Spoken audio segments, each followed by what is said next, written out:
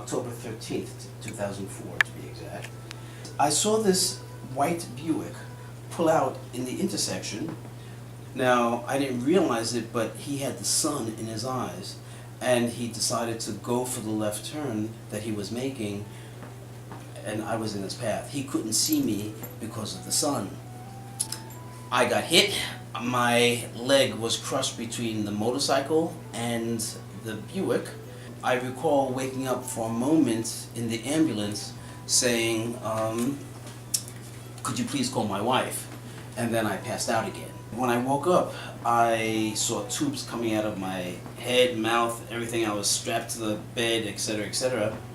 I was told that my leg was severed and that my wife stopped them from amputating the leg. And I think it started to hit me after that evening settled down, after I'd woken up and my wife had left and the doctors had left and spoke to me as they did, that I wasn't going to walk on that leg again. This affected me quite a bit.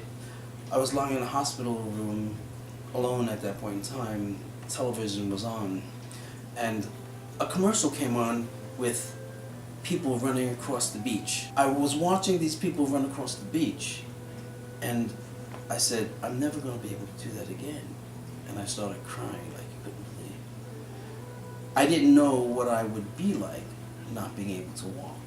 I wasn't familiar with myself not being able to walk. And I started to just cry like crazy.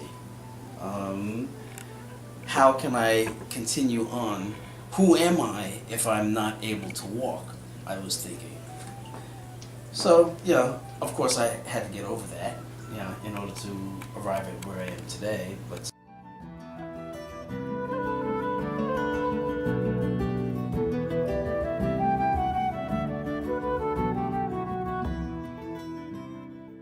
that accident affected me quite a bit.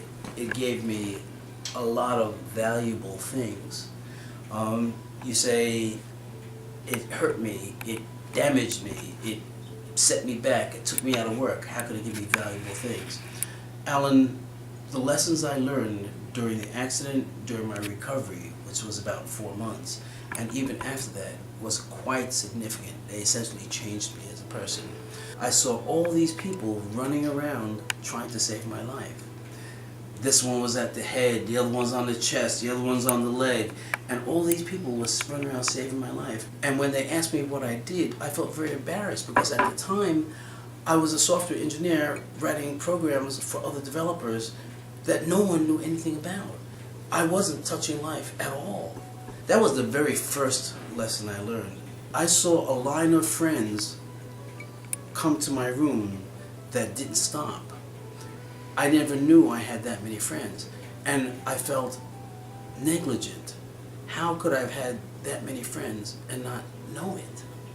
Not understand that I had so many friends.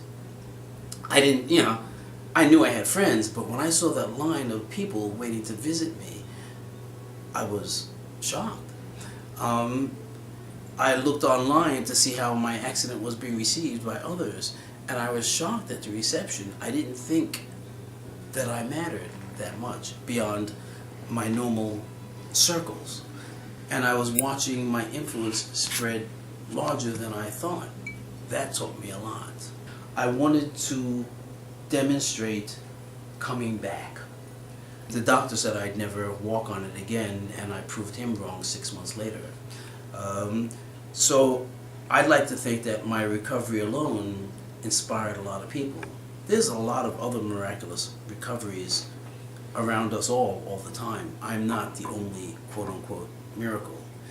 Soldiers coming back from Afghanistan, they undergo much more trauma than I did at that point in time. Mine was significant for me.